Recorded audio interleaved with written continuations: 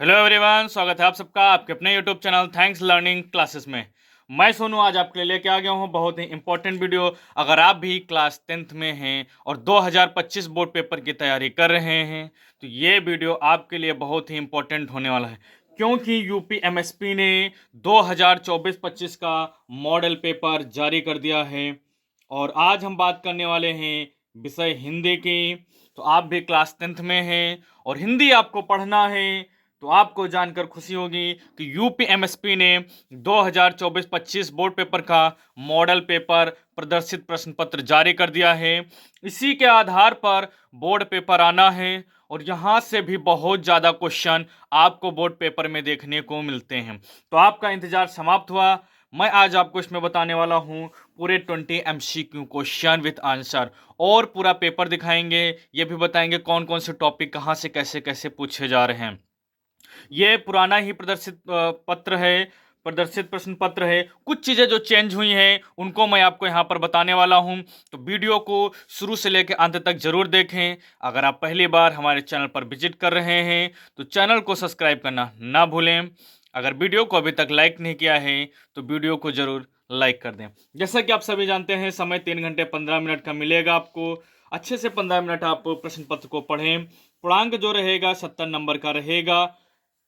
70 number दो भागों में बटा रहेगा। एक रहेगा 20 नंबर का एमसीक्यू पोर्शन यानी बहुविकल्पीय प्रश्न। दूसरा जो रहेगा वर्णात्मक प्रश्न का रहेगा 50 नंबर का। टोटल 70 नंबर का पेपर आना है। यहाँ पर आप देख सकते हैं ये निर्देश दिए गए हैं, तो आप निर्देश को भली भांति पढ़ लेंगे और उसके बाद ही पेपर स्टार्ट करेंगे। तो यहाँ पर मैं आपको बताने वाला हूँ डायरेक्ट बहुविकल्पीय प्रश्न, यानी कि स्टार्ट करने जा रहे हैं खंड आ। अगर आप भी चाहते हैं कि आपका एक स्कोर बेहतर और अच्छा आए तो चैनल को तुरंत सब्सक्राइब करें और हमसे जुड़ करके अपनी तैयारी रेगुलर करते रहें। तो यहाँ पर विकल्पीय प्रश्न देखते हैं। पहला प्रश्न क्या है, बाबू गुलाब राय किस युग के लेखक हैं? बाबू गुलाब राय शुक्ल युग के लेखक हैं, तो सी ऑप्शन बिल्कुल राइट हो जाएगा। ज़्यादा ऑप्शन नहीं पढ़ेंगे, डायरेक्ट आपको आंसर बताने वाले हैं। ये मॉडल पेपर यूपी एमएसपी की वेबसाइट पर आ चुका है। आप वहां से जाएंगे, विजिट करेंगे तो मॉडल पेपर डाउनलोड कर लीजिए और उसके बाद टिक लगा के अच्छे से आप याद करिए, या फिर आप लिख करके भी इनको तैयार कर सकते हैं। हमारे हिसाब से अगर इसका प्रिंट निकलवा लेते हैं तो ज़्यादा बेस्ट रहेगा। उसके बाद क्वेश्चन नंबर 2 देख लेते हैं। क्वेश्चन नंबर 2 क्या है, चिंतामणि किस विधा की रचना है? तो चिंतामणि निबंध विधा की रचना है। क्वेश्चन नंबर 2 का ए ऑप्शन बिल्कुल राइट हो जाएगा। अगर हम बात करें नेक्स्ट क्वेश्चन की, क्वेश्चन नंबर 3 की हम बात करते हैं। तो क्वेश्चन नंबर 3 क्या होने वाला है? क्वेश्चन नंबर 3 है, गबन किसकी रचना है? तो बहुत इंपॉर्टेंट रचना है जिससे आप सभी जानते हैं। गबन किसकी रचना है? मुंशी प्रेमचंद्र की रचना है। तो 3 का भी ए ऑप्शन बिल्कुल राइट हो जाएगा। चलते हैं नेक्स्ट क्वेश्चन पे। क्वेश्चन नंबर हम आ गए हैं 4 पर। क्वेश्चन नंबर 4 है, शुक्ल युग की समयावधि है। तो शुक्ल युग की समयावधि यानी समय सीमा क्या है? 1919 से 1938 तक। इसके अकॉर्डिंग ऑप्शन बी सही हो जाएगा। क्वेश्चन नंबर 4 का बी ऑप्शन बिल्कुल राइट हो जाएगा। चलते हैं नेक्स्ट क्वेश्चन पर। नीड़ का निर्माण फिर किस विधा की रचना है, आपको बताना है। तो ये है आत्मकथा। क्वेश्चन नंबर 5 का बी ऑप्शन बिल्कुल राइट हो जाएगा। क्वेश्चन नंबर 6 पे आते हैं। प्रिय प्रवास किस युग की रचना है? तो प्रिय प्रवास द्विवेदी युग की रचना है। क्वेश्चन नंबर 6 का ए ऑप्शन बिल्कुल राइट हो जाएगा। चलते हैं नेक्स्ट क्वेश्चन पर। मधुशाला किसकी रचना है? तो मधुशाला हरिवंश राय बच्चन की रचना है। क्वेश्चन नंबर 7 का सी ऑप्शन बिल्कुल राइट हो जाएगा। भारत भारती किसकी रचना है? तो ये है आपके क्वेश्चन नंबर 8 का हो जाएगा बी ऑप्शन, मैथिली शरण गुप्त। बिल्कुल सही हो जाएगा आंसर। भारत भारती किसकी रचना है? मैथिली शरण गुप्त की रचना है। चलते हैं नेक्स्ट क्वेश्चन पर। क्वेश्चन नंबर 9 है, आधुनिक काल कब से कब तक है? तो जो आधुनिक काल की समय सीमा है ये आपको बताना है। तो सन 1843 से अब तक ए ऑप्शन जो दिख रहा है आपको यही हो जाएगा सही। ए ऑप्शन जो आपको दिख रहा है ये हो जाएगा बिल्कुल सही। नेक्स्ट क्वेश्चन की बात करें अगर क्वेश्चन नंबर 10 की, तो मतीराम किस युग के कवि हैं ये आपको बताना है। तो ये है रीतिकाल के। क्वेश्चन नंबर 10 का हो जाएगा डी ऑप्शन बिल्कुल राइट हो जाएगा। क्वेश्चन नंबर 11 पर आ गए। हास्य रस का स्थायी भाव क्या है ये आपको बताना है। तो हास्य रस का स्थायी भाव होता है हास। क्वेश्चन नंबर 11 का सी ऑप्शन बिल्कुल राइट हो जाएगा। अच्छे से आप इसको याद कर सकते हैं। क्वेश्चन नंबर चलेंगे हम 12 पर। ये है अलंकार से रिलेटेड, तो आपको अलंकार भी याद करने हैं। उदाहरण आया हुआ है, सोहत ओढ़े पीतपट श्याम सलोने गात, मनो नीलमणि शैल पर आतप प्रयोग प्रकाश, या प्रभात कहीं कहीं दिया रहता है।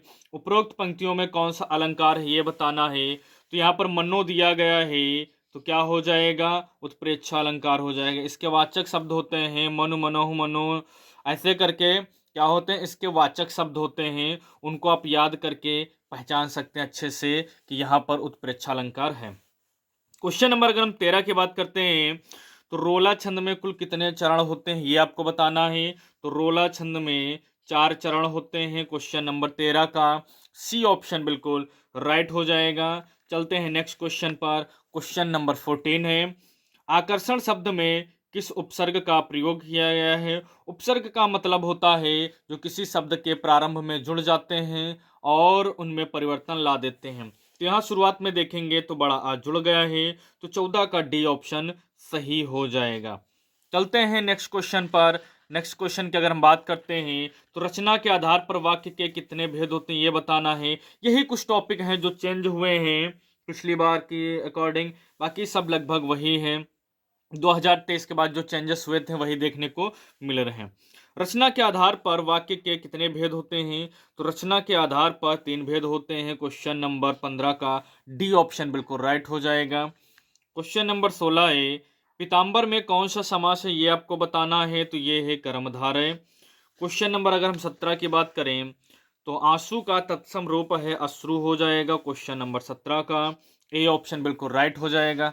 नेक्स्ट क्वेश्चन है, कृत्रवाच्य में किसकी प्रधानता होती है। तो जैसे कि इसके नाम से ही पता चला, कृत्रवाच्य यानी कि कर्ता की प्रधानता होती है। क्वेश्चन नंबर 18 का ए ऑप्शन बिल्कुल राइट हो जाएगा। उसके बाद देखेंगे विभक्ति से संबंधित वचन, यहाँ पर है क्वेश्चन, ताभ्यास शब्द में वचन एवं विभक्ति है, वचन और विभक्ति बताना है। तो ताभ्यास शब्द में वचन विभक्ति कौन सी हो जाएगी, षष्ठी विभक्ति बहुवचन, यानी कि सी ऑप्शन बिल्कुल राइट हो जाएगा। बहुविकल्पीय प्रश्नों का लास्ट क्वेश्चन है, निम्नलिखित में सर्वनाम है। तो सर्वनाम यहाँ पर ये देख सकते हैं वह है, यानी जो संज्ञा के स्थानों पर प्रयुक्त किए जाते हैं शब्द, वो क्या है, सर्वनाम है। तो ये 20 एमसीक्यू क्वेश्चन है, वेरी इंपॉर्टेंट। इसके बाद अब देखते हैं और कैसे क्वेश्चन पूछे जाते हैं।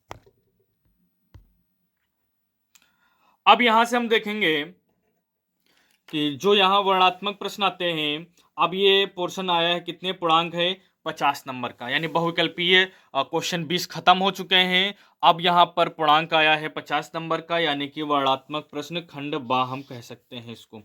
यहाँ पर पहला क्वेश्चन आएगा, निम्नलिखित गद्यांश पर आधारित 3 प्रश्नों का उत्तर देना है। यहाँ पर एक गद्यांश दिया रहेगा, अथवा में भी एक गद्यांश दिया रहेगा, दो में से कोई एक करना है। जो यूपीएमएसपी इसमें है, यहाँ पर है, यह कोई बात नहीं कि एक स्वभाव, इस तरीके से ये जो यहाँ पर देख रहे हैं गद्यांश, ये पाठ है मित्रता पाठ से लिया गया और इसके लेखक हैं आचार्य रामचंद्र शुक्ल। साइड में हमने लिख दिया जिससे आप आसानी से इसको नोट करें और चीजें तैयार कर लें। इसको नहीं करना चाहते हैं तो अथवा में यहाँ पर दिया गया है, हे भगवान तब के लिए विपद के लिए, ऐसे करके एक यहाँ पर क्या है, गद्यांश दिया गया है। तो ये जो गद्यांश है ममता पाठ से लिया गया है, जिसके लेखक हैं जयशंकर प्रसाद। हमने यहाँ पर पेंसिल से इसको नोट कर दिया है, जिससे कि आप आसानी से इनको कहीं पर भी ढूंढ के तैयार कर सकें, ठीक है। उसके बाद देखेंगे यहाँ पर पद्यांश पूछा जाता है, जैसे गद्यांश पूछा जाता है वैसे ही पद्यांश पूछा जाता है, और ये भी यहाँ अथवा में देखने को मिलता है। प्रश्न क्या है, दिए गए गद्यांश पर आधारित 3 प्रश्नों के उत्तर देने हैं। ये भी क्या है, 3 गुणे 2, यानी कि 3 क्वेश्चन है, 2-2 नंबर के हैं, टोटल 6 नंबर का ये भी है। तो इसको आइए देख लेते हैं कैसे होगा। तो इसमें देखते हैं, चरण कमल बंदो हरिराई, यहाँ पर एक पद्यांश दिया गया है जो पद शीर्षक से है और इसके रचयिता हैं सूरदास। कौन है, सूरदास हैं। वैसे ही यहाँ पर देखेंगे, अगर इसको नहीं करना चाहते हैं तो यहाँ पर एक अथवा में दिया गया है, सुन सुंदर बैन सुधारस सान्व। तो यहाँ पर एक ऐसे दिया गया है, पद दिया गया है, तो ये है शीर्षक वन पथ से और इसके रचयिता हैं तुलसीदास। इसको आप आसानी से तैयार कर सकते हैं। तो ये गद्यांश और पद्यांश ऐसे पूछे जाते हैं। अगला जो क्वेश्चन है, क्वेश्चन नंबर 3 है, दिए गए संस्कृत गद्यांश में से किसी एक का संदर्भ सहित हिंदी में अनुवाद करना है, जिसके लिए आपको 2+3 के रूप में टोटल 5 नंबर मिल रहे हैं। यानी कि 2 नंबर आपके किसके रहेंगे, संदर्भ के, और 3 नंबर रहेंगे अनुवाद के। टोटल 5 नंबर मिलने वाले हैं। तो यहाँ पर जो पहला संस्कृत का गद्यांश दिया गया है, एषः नगरीय भारतीय संस्कृत, तो ये वाराणसी पाठ से लिया गया है, आप इसको तैयार कर सकते हैं। दूसरा है अथवा में, आप इसको नहीं करना चाहते हैं तो अथवा में कर सकते हैं। मानव जीवनस्य संस्करणम संस्कृते अस्माकं पूर्वजा, तो ये है भारतीय संस्कृति पाठ से लिया गया है, आप इसको तैयार कर सकते हैं। अगर आप इनको नहीं ये तो करने पड़ेंगे 2 में से एक। उसके बाद क्वेश्चन नंबर 4 आएगा, इसमें भी ऑप्शनल है, यानी कि अथवा में दिया गया है। दिए गए संस्कृत पदांश में से किसी एक का संदर्भ सहित हिंदी में अनुवाद करना है। 2 दिए गए हैं, 2 में से आपको एक करेंगे, तो ये भी 3+2 के रूप में, यानी टोटल 5 नंबर आपको मिलने वाले हैं। पहला क्या है, मानो हित्वा प्रियो भवति क्रोधम हित्वा न सोचति, ये क्या है, जीवन सूत्राणि पाठ से लिया गया है, इसको आप तैयार कर लेंगे।